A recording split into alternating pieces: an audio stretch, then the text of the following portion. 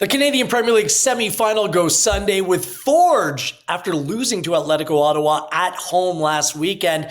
They take on Cavalry, who are looking much more like the Cavalry of old. Cavalry are the reigning North Star Cup winners, and Forge, now all of a sudden they've lost 3 of their last 4 playoff games. It's been a weird season for Forge in a way.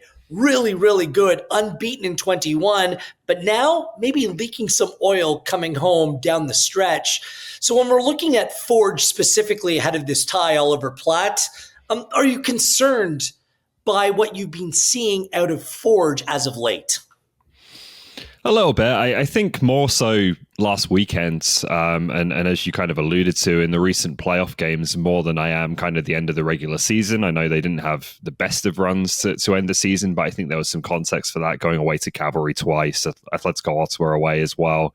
Had a bit of focus on the Whitecaps for a period of time as well. So that it's not so much their overall form as how they looked last weekend, which kind of reminded me of how they looked last season in the playoffs, which was just a bit listless and lacking in intensity.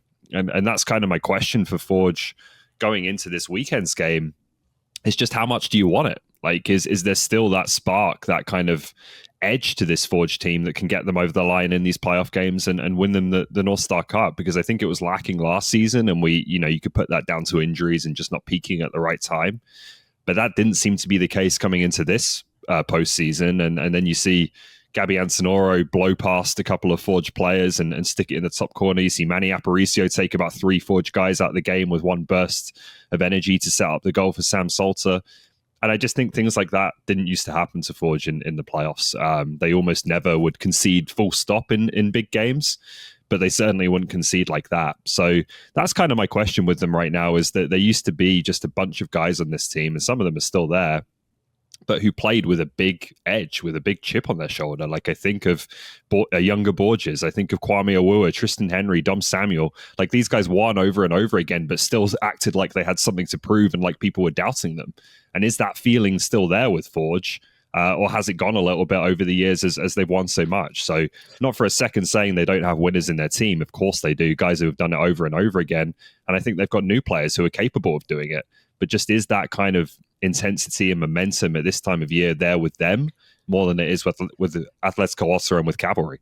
It's just funny how football works. You know, we were debating just a couple months ago whether this was the best Forge side that we've ever seen. And then they come home and they only win 3 of their last 10. KJ had the stat for last week against Ottawa. It was the first time ever at home that they had taken a lead only to relinquish it to lose a game. Like, that's incredible. Like, the one warning shot that was fired for me was when they played Vancouver FC right after Vancouver FC played midweek in the Canadian Championship. They went up 1-0 at home and ended up drawing that game 1-1. So if you were to put your finger on maybe something that might be holding them back, or maybe a reason why we're not seeing that Forge team that we saw over those opening months of the season, what would that be? I think there's a couple of things. Like, there's the stuff I just talked about in terms of, come playoff time, do you have that little bit extra in you? But I think compared to the regular season specifically, like, I'm still wondering right now, and I wonder if they're wondering, what's the best recipe going forwards in attack in terms of personnel and in terms of the way they set up. The substitutions of Tristan Borges and Kyle Becker were pretty striking. Last weekend, 70 minutes, that would never normally happen, particularly with the potential for extra time in a big game like that. So I'm wondering, is Nana Ampoma going to be ready for this game? Can you rely on Brian Wright? Do you have trust in him still in these types of games? He's scored some goals in big games this season. He's been very inconsistent at other times. Do you move Kyle Becker around a little bit to get him more on the ball? Maybe bring him a bit deeper and allow him to dictate the game more rather than impacting the game higher up the pitch? There are just a lot of questions in terms of how they're setting up when they have the ball that, to me, I wonder if they know what plan A is as well as Atletico Ottawa do, or even at this point, I think Cavalry do with how Warshevsky played last weekend. So, okay, so Ollie, what's your plan A? Like, how do you think Ford should set up? Well, if Ampoma can play, he should play. I think he's been their top attacking player all season long. That much is obvious. Like I said, I think Kyle Becker needs to get on the ball more. I thought last weekend it was a lot of Hajabrapor and Ashnioti Johnson.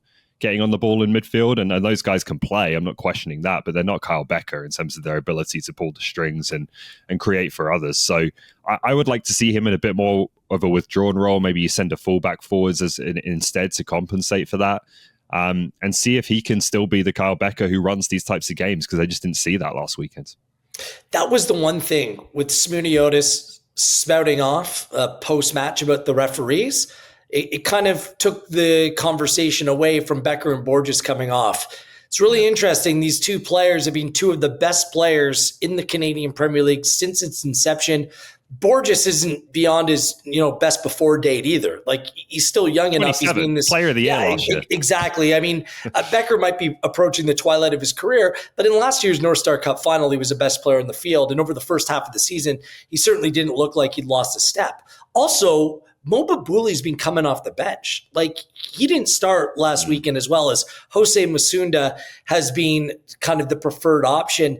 I just wonder, when you look at the big guns for Forge, have they lost a step, or have they lost the faith of Simeotis?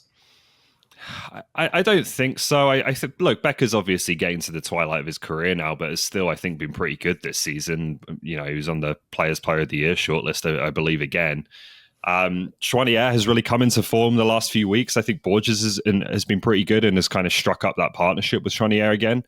It didn't look like that last weekend, right? And so I think they've got to find the solutions to why that was. But I still think they're going to rely on those tried and trusted guys this weekend and beyond. Like, I just don't see them making significant changes to that beyond the potential for Ampoma to come back in. But I think that would be for Masunda. So I don't know how you see it, Wills, but like for me, they're kind of, as the season went on, increasingly it felt like the old guard was being the players who were relied upon once again.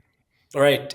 If you're watching this, and you are watching this, if you're hearing us say this right now, you might be saying, "Well, look at why are they being so negative on Forge?" Look, this is what happens when you've been so good for so long, and you start to show any perceived weakness. And it might just be the case that a team like Atletico Ottawa just have more in the locker right now. They're a whole lot younger, Oliver. They play a whole lot faster than Forge, and Cavalry are going to come in and create very similar challenges based on the pace and the speed that they can play at, particularly in their attack. For me, if there was anything that I would say to criticize Forge, it would be it just seems like they play a little bit too slow for me. When the game slows down, like, they're so difficult to beat, right? Because of the quality of player and the experience that they have.